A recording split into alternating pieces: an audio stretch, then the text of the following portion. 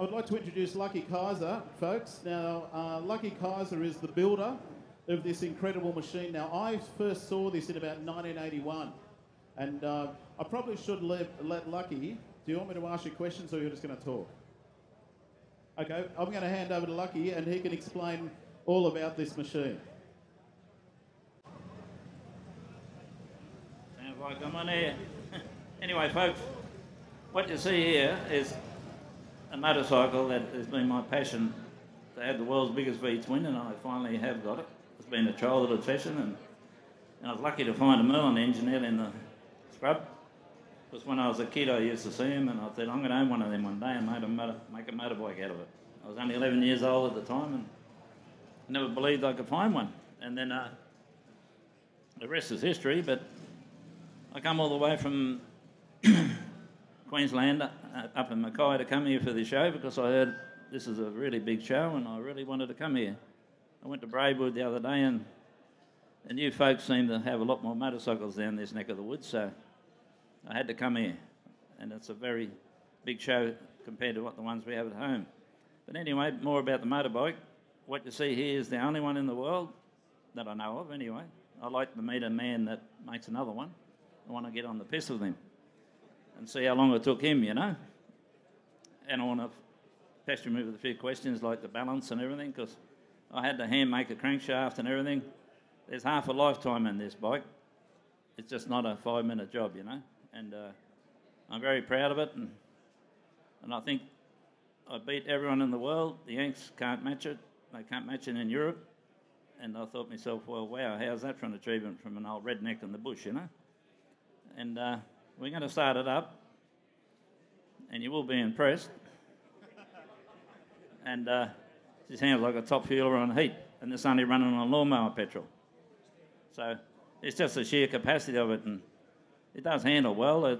I've used it in dirt drags and sled pulls. Pulls the sled around like a trailer, you know, so it does it with ease. It's not a high revving engine, so I never really applied it to drag racing. But I've had over 200 mile an hour out of it, out in a bit of blacktop in the bush. So it's capable of some pretty awesome speeds, but it starts to frighten me at those sort of speeds. I'm 70 years old and I don't want to fall off, you know. Anyway, I'm not going to bullshit on all day about it. We're going to start this thing and you will be impressed. Anyway, Anthony, if you want to ask a few questions. Yeah. Now, this is a good thing. I said to Lucky yesterday, I said, why do you have a compass, in a gimbaled compass in the middle of your thing? And the answer is? Well, it might sound funny. I was on the Salt Lake one day going for a bit of a record and I got lost on the Salt Lake, believe it or not, at night time. The Salt Lakes are so vast, you actually, you can't see. He said he basically did a big circle and ended up where he started, thinking he was going straight ahead. So he thought, well, next time I'm just going to put a compass on there and just follow due north or whatever you've got to do. Well, it did happen to me about 15 years ago. I was down in the Salt Lake and I picked a late afternoon when the air's quiet, and so I did the whole 12-mile run, and it's just like out in the ocean, you don't know where you are, and I thought, well, that's not really a gimmick, that compass. It helps me find my way back. Yeah. Now you put a supercharger on it because it was lacking power, or? Well, the original aircraft had a supercharger. Yep. And I tried it for a few years without it, but it surged and everything because it hasn't got a very big overlap on the cam. So that supercharger just instantly tuned it, as you will see when it runs. And also, it just come off a Super 70 Chamberlain tractor of all things, because I did do a bit of scabbing around to build this. Yeah.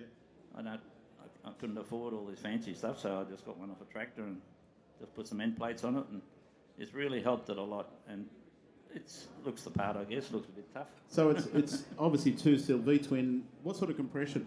It's only 6-to-1 compression. Because of the supercharger. Yeah, and also I stroked the motor. I was a bit greedy when I made the crank, so I made it about 5.5 litre. So just to make sure no one could beat me there. Yep. And no ground clearance issues or anything when you're cornering hard? No, it's not a road racing machine, but it goes around corners. But I took it on a Vincent rally once back about 35 years ago, and I passed the Vincents like they're standing still, so I guess we won't push that issue. It was in Parks. There was a rally. Someone mentioned it. I was there. You were there. Yeah. Oh, okay. Yeah. I was like 2 years old. Yeah, I was having a bit of fun them days. Anyway, we're going to kick it in the shirt. Yeah, for Let's sure. turn that microphone off because it's actually loud enough, I think, without them. Have you measured the decibels on it? Yeah. All right, you're in for a treat, folks. Here we go.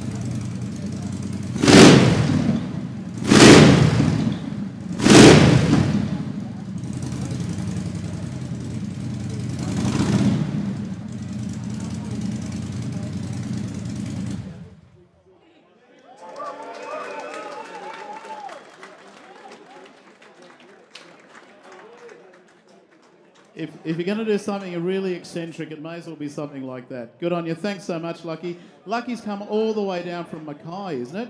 He's actually come down from Mackay for this weekend, so what a champion. Good on you, Lucky. Thank you.